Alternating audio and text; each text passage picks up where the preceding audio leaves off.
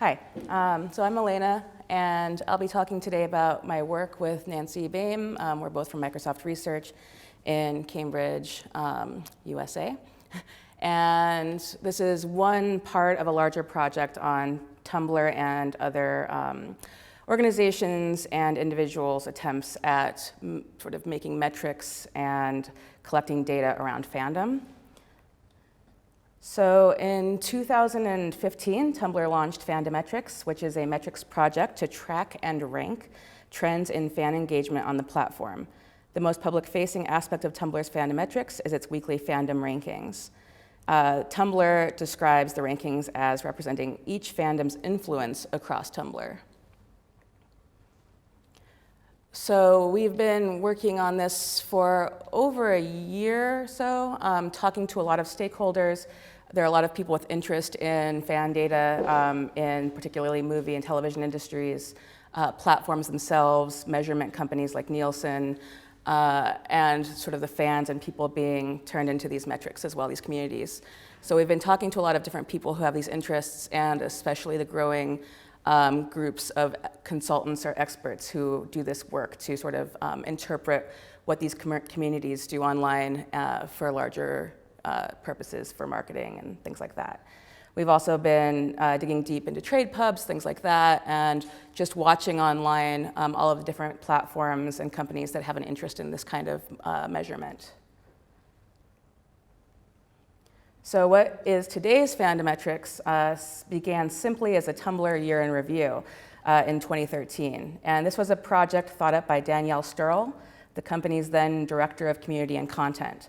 It was an exploratory attempt at representing the most reblogged tags on Tumblr. A new hire was asked to put the content together just to make this 2013 year in review. And she told us, quote, "I just got a big spreadsheet and it was every tag used on Tumblr, and we sorted it by reblogs.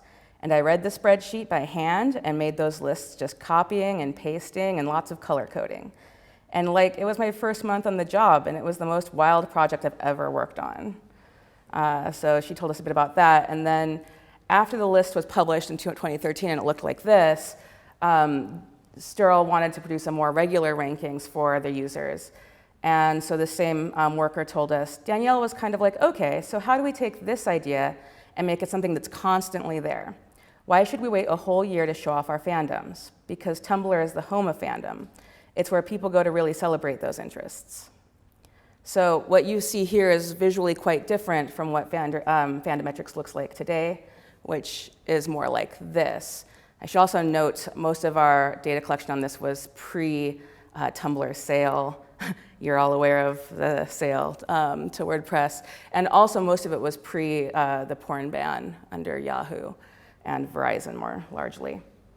So unlike their year in review in 2013 that you saw previously, in this listing, the most popular posts are tracked under a variety of subject headings. You'll see some of them here, but there are others. It's everything from music to celebrities.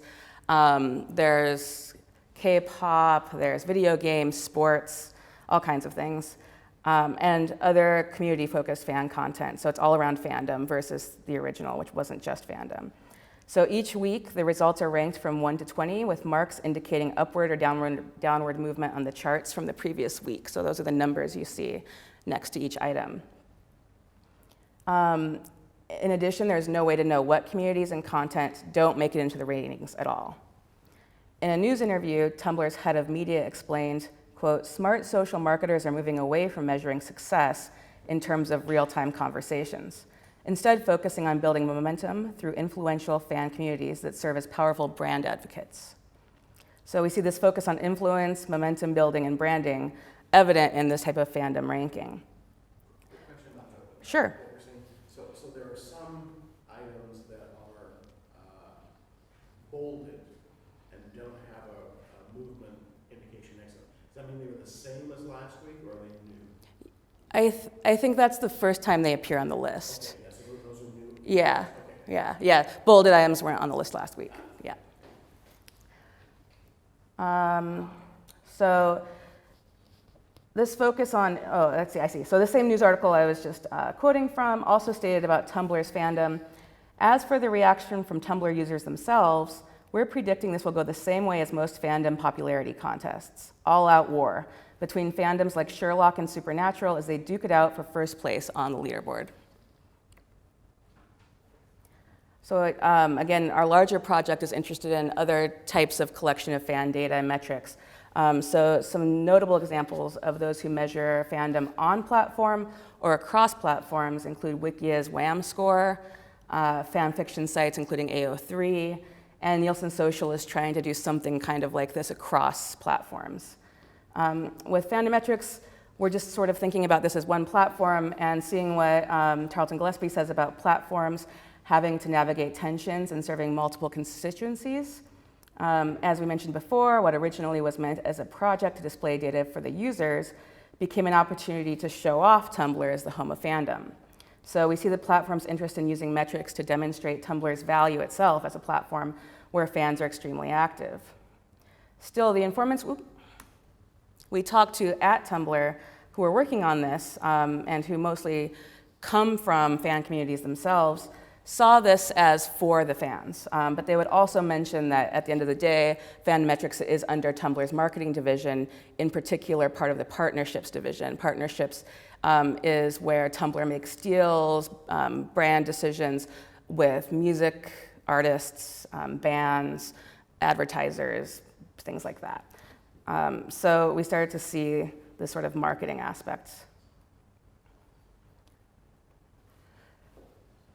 So if we think about what we know about social media metrics and apply it to Fandometrics, clearly Fandometrics are based on data that is collaboratively constructed by multiple stakeholders. The data are traces of audiences' productive practices. This is what fans, particularly online fans, are known for, being productive online, creating content. And this is in some way being turned into a quantitative measure of engagement or influence by a Tumblr. Fandom data are a source of market and social power, and they require interpretation. Each stakeholder holds a different and sometimes competing interest in defining the meaning of this data. So what does Tumblr say about how these fandoms are measured and ranked? They say metrics are generated by a secret algorithm. A precise understanding of the algorithms and other measurement formulas are typically restricted to the platforms themselves. Often this is said to protect trade secrets and also to prevent gaming of the algorithm. It is known that most of this is excluded from what fans can see. So they don't exactly know how the algorithm works, but you can see here how Tumblr describes it. So it kind of can hint or suggest to the user what types of activities might move their fandom up the rankings.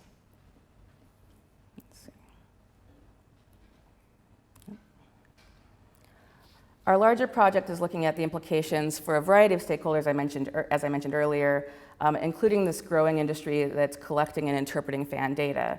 And increasingly, media industries are investing in these types of metrics. It's an idea that sort of grows on older audience metrics that we know a lot about with film and things like that, the idea that maybe the largest audience isn't the most valuable, but the most invested is. So here, though, what I'll be talking about is what are the implications here for the communities themselves, what happens when we start to rank communities online. So the first thing is that influence, the way that Tumblr measures it, doesn't account for sentiment. So negative mentions can move something up or down the rankings, and we've seen a lot of users online who are suspicious that in their hate for a particular celebrity or fandom, they're actually moving them up the rankings by complaining about them, or what they call hate posting.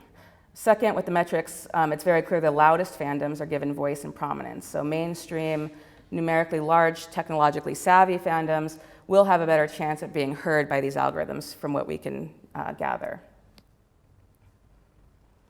And so thinking about that sort of need for being large and loud, we had to ask who is silenced. We imagine small and niche fandoms won't have much chance to make it into the rankings.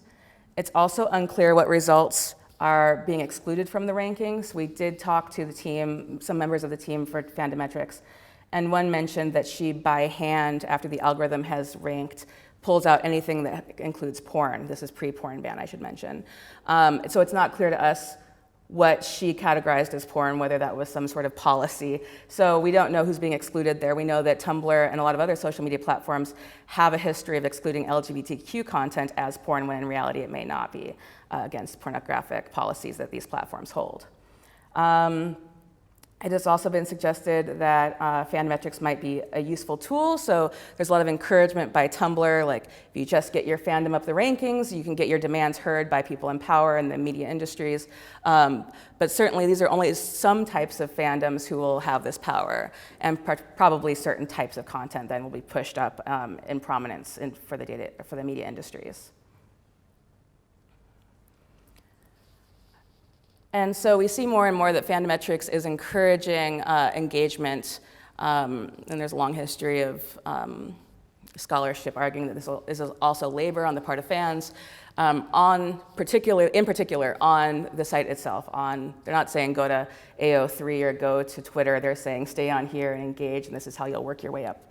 So they're trying to keep it housed on Tumblr because that's the only thing that they can measure. Also, we've started to see from these communities that there may be some growing anxieties about the fandoms people belong to and whether or not they're ranking highly enough or whether the time spent there is worthwhile. So if someone's really engaged online and prior to this existing, they felt a lot of personal happiness around their fandom, but now they don't feel so worthwhile because it never surfaces here. We think that's important and interesting to think about. We also feel that despite the algorithm being secret, there is a particular way in which people are starting to behave to try to nudge themselves up, and we worry then about them being trained toward the algorithm. So fan communities are also being encouraged to compete with one another, and this is sort of typical in fan culture for a lot of competition to exist, but there's also a lot of scholarship on fandom that shows they operate with a gift economy, and there's a lot of cooperative work. So we worry a bit that this type of algorithmic sorting can move these communities to a more antagonistic relationship with each other. And also we're starting to notice that fandoms are learning to value quantitative worth versus other metrics like perhaps community life, pleasure, interpersonal relationships, things like that traditionally they found in fandom. So throughout all of this, fans are kind of continuing on doing what they've always done, consuming content, creating communities, and performing productive practices. But some things that are interesting that we've noticed is that a lot of fans are becoming more and more interested in creating and perhaps publishing their own data and collecting it. So one fan we talked to works at a large tech company, and she also runs a popular fan data site as a hobby. She and other fandom data enthusiasts come together online to answer data questions that have been bothering them or they're up for debate to prove things. Or maybe, as she said, just play with the numbers. So is Tumblr's Fandometrics part of a trend toward online communities beginning to value themselves and show interest in their own metrics? Or is this a moment in which they look to self-measure without the interference of corporations? We kind of feel it might be a bit of both.